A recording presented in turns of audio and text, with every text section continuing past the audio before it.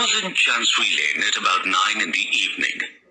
After a hard day's work, I had a little headache and was not interested either in entertainment or any more work.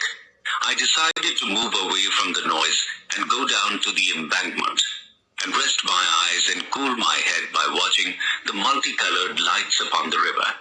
Through the arches of the Waterloo Bridge, one can watch different colors of light as well as the towers of Westminster. "A warm night," said a voice at my side. I turned my head and saw the side of a man who was leaning over the parapet beside me. It was a sophisticated face, handsome, though tired and pale. I looked at him curiously. Would he have anything to tell me? He looked intelligent. "Very warm," said I, "but not too warm for us here." "No," he said, still looking across the water. "It is pleasant enough here, just now. It is good." He continued after a pause. "To find anything so relaxing as this in London, after one has been worrying about business all day, I don't know what one would do if it were not for such specific honors."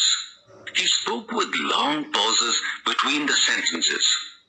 "Sometimes I doubt if it is of any importance.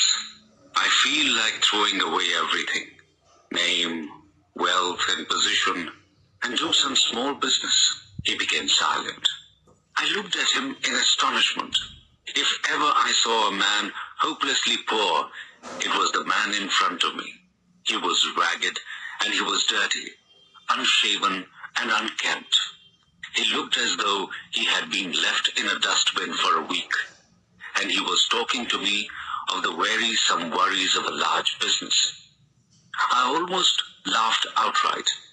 Either he was mad or playing a sorry joke on his own poverty.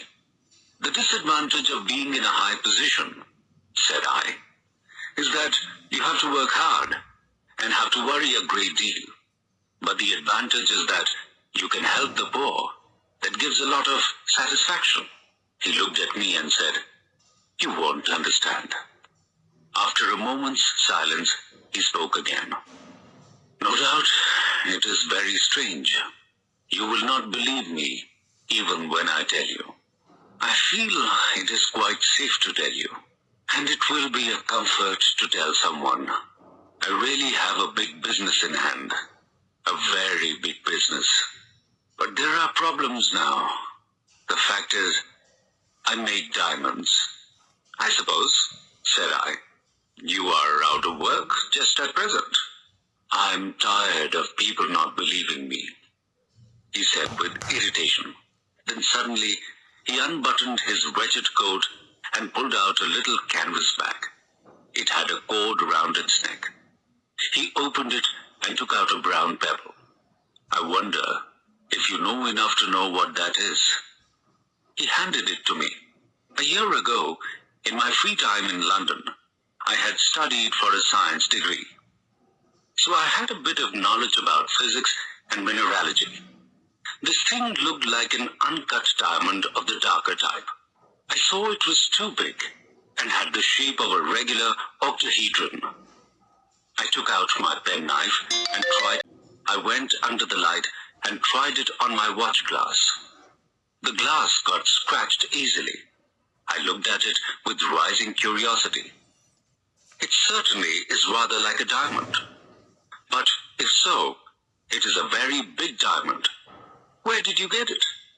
I made it, he said. Give it back to me. He quickly put it back in his jacket. I will sell it to you for £100, he suddenly whispered. This made me suspicious again. I felt it could just be a lump of some hard substance called corundum that also resembles a diamond. If it was a diamond, how did he find it? And why should he offer it for £100?